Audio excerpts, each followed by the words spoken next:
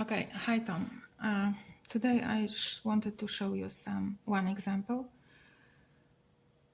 of describing the ocean with numbers and how tricky those numbers are and which kind of numbers can be actually interesting. So if you have looked at the forecast, probably you've noticed that usually there is just one number which is significant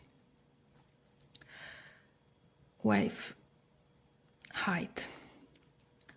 So the definition of the significant wave height, it's mean of 1/3 of the highest waves. So now let's imagine this is my paper ocean and I will have 3 different sets of waves and I will just have a look how a significant wave height looks for each of those sets. So I start with the first set. So this is imaginary ocean. The period will be like 1 second because I drive quite fast. This will be the height of the wave. That's 2 meters. That's the height of the surfer. So let's start. The first wave is coming and it's 1 meter. Then the second wave coming is like 3.5 meter. Third wave is 3.5 meter. 3.5 meter, 3.5 meter, and the last one is 1 again. So that's quite nice and even and regular set. I want to calculate significant wave height. So I pick how many waves I have. I have 6 waves. I choose just 1/3, so just 2 of the highest. The highest is 3.5. So I choose 3.5 and another 3.5. The average of those numbers is 3.5 plus 3.5 divided by 2. It's 3.5. So for this set, my significant wave height, and that's the only number I will have on the forecast, is 3.5 meters. Okay, let's go. We are on the board. On the paper ocean, the second swell is coming. Let's go. So the first wave is 1 meter. The second wave is 2 meters. Things are getting interesting. The third wave is 3 meters. The fourth wave is 4 meters. And then the fifth wave is 1.5 and the last one is very small, 0.5.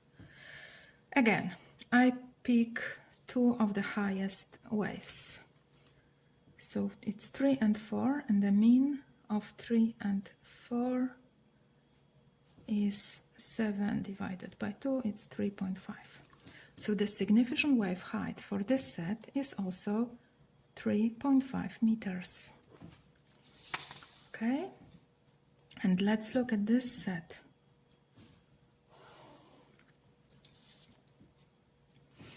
Okay, so I draw the waves. The first, that's 2 meter bar.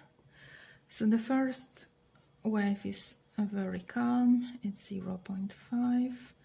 The second one is 1.5. The third is also calm, it's 0.5. And now the things got really interesting. It's 2 meters. And the fifth wave is really high, it's 5 meters. And the last one is 0.5. Okay, so again, I pick 2 highest wave. 2 plus 5, it's 7 divided by 2, it's 3.5. So for this set, the significant wave height, it's also 3.5.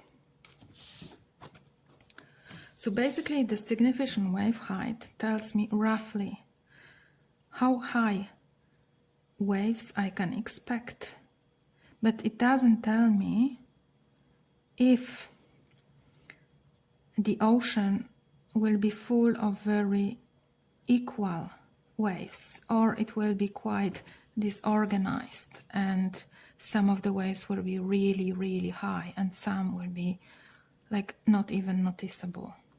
So I wonder what kind of statistical value can help me with predicting not just the height of the waves, but also the order. So one of the statistical values about how different or diversified values in some set are is standard deviation. So the formula for standard deviation is square root of the sum of n elements, let's say n waves, of, let's say, value of this element, let's say height of the wave, minus average of the whole elements squared divided by the number of elements, so that's n. That's just a formula, and I don't want to talk about this right now. So I will talk now about another swell or set, another swell and another set that is totally imaginary. So let's imagine we have perfect, very even waves, and those perfect, very even waves are all of the same height, and they are all 1 meter. So this is 1 meter wave, 1 meter wave, 1 meter wave, 1 meter wave, 4, 5, 6. It will rather not happen. So I want to calculate the standard deviation. And of course I know that those waves are all equal. Okay, so I will unfold this formula. How will I unfold this? So basically this is a sum of wave first, this one, minus average squared plus height of wave 2 minus average squared plus height of wave 3 minus average squared, blah blah blah, until height of wave 6 minus average squared by the number of waves, and the waves is 6. First I need to calculate the average. So the average is the sum of all heights of the wave. So this is like 1 plus 1 plus 1. We have 6 waves divided by number of waves. We have 6. So that's 6 over 6. That's 1. Okay. So let's continue. Here we have 1 minus 1 squared plus 1 minus 1 squared plus 1 minus 1 squared plus, until the 6th wave, 1 minus 1 squared divided by 6, and then we have this is 0, this is 0, this is 0, everything is 0. So it's like 0 plus 0 plus 0 over 6, so that's 0 over 6, so that's 0. So in a case of like super regular waves, the standard deviation is 0, and that's the number who will tell me about the state of the ocean, if the waves are nicely ordered or there is some mess and some irregularity in it. So just to tell you, I've already calculated standard deviation for all those 3 sets. So for this set, the standard deviation is 1.29. For this set, the standard deviation is 1.39. And for this set, the standard deviation is 1.75.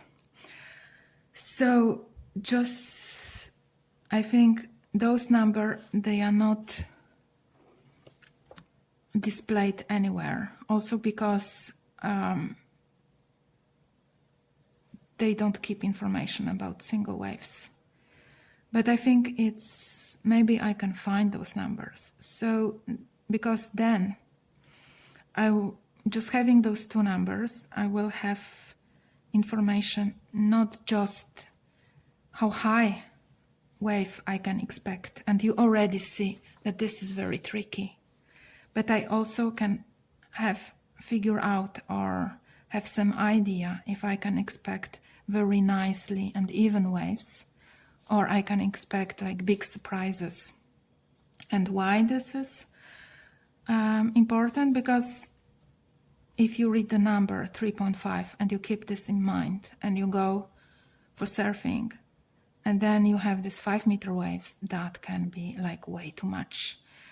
And 3.5 significant wave height, that means that like one of the 10 or 100 of waves can be like 7-meter heights. And it also means that one of the, I don't know, 1,000 waves can be even like monster size, like 10 meters. So just using the number of the significant wave height, like one number for the whole set, that's really tricky. And I just wanted to tell you about this.